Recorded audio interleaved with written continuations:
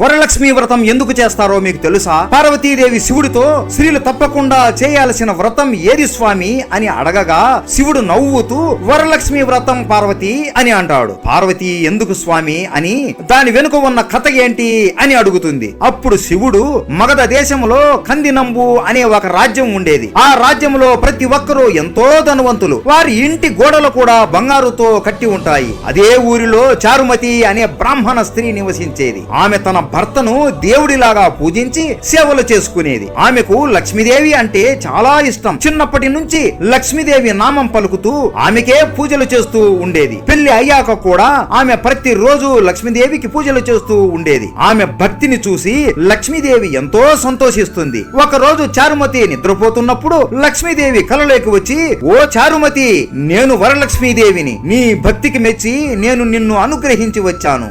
నేను చెప్పినట్లు నువ్వు చేస్తే నీ మనసులో ఉన్న అన్ని కోరికలు తీరుతాయి అని చెబుతుంది. నువ్వు శ్రావణ శుక్ల పక్ష పౌర్ణమికి ముందు వచ్చే రోజున నన్ను పూజిస్తే నీకు నీ కుటుంబానికి సకల సౌభాగ్యములు అలాగే సిరి సంపదలు కలుగుతాయి అని చెబుతుంది. చారుమతి లక్ష్మీదేవిని చూస్తూ నమస్కరిస్తూ ఎన్నో శ్లోకాలు పాడుతుంది. నేను ఏ జన్మలో ఏ పుణ్యము చేసుకున్నానో నాకు మీ అనుగ్రహం కలిగింది అని చెబుతుంది. ఆమె నిద్ర నుండి లేచి ఆడవాళ్ళందరితో ఈ వ్రతం గురించి చెబుతుంది. అందరూ వరలక్ష్మి వ్రతం రోజు ప్రొద్దున్నే స్నానం చేసి కొత్త బట్టలు ధరించి చారుమతి ఇంట్లోనే మండపం కట్టి లక్ష్మీదేవికి ప్రసాదాలు చేసి పూజలు చేస్తారు. అందరూ లేచి మండపం చుట్టూ తిరుగుదాం అని అనుకొని మొదటిగా ఒకసారి మండపం చుట్టూ తిరగగానే వాళ్ళ మీద బంగారు నాణ్యాల వర్షం కురుస్తుంది. రెండవసారి మండపం చుట్టూ తిరగగానే వాళ్ళ మీద వజ్రాల వర్షం కురుస్తుంది. మూడవసారి మండపం చుట్టూ తిరగగానే వాళ్ళ ఒంటి మీద 7 వారాల నగలు ప్రత్యక్షమవుతాయి. అలా చాలా సార్లు తిరిగి లక్ష్మీదేవి అనుగ్రహం కలిగించుకుంటారు. ఆడవాళ్ళందరూ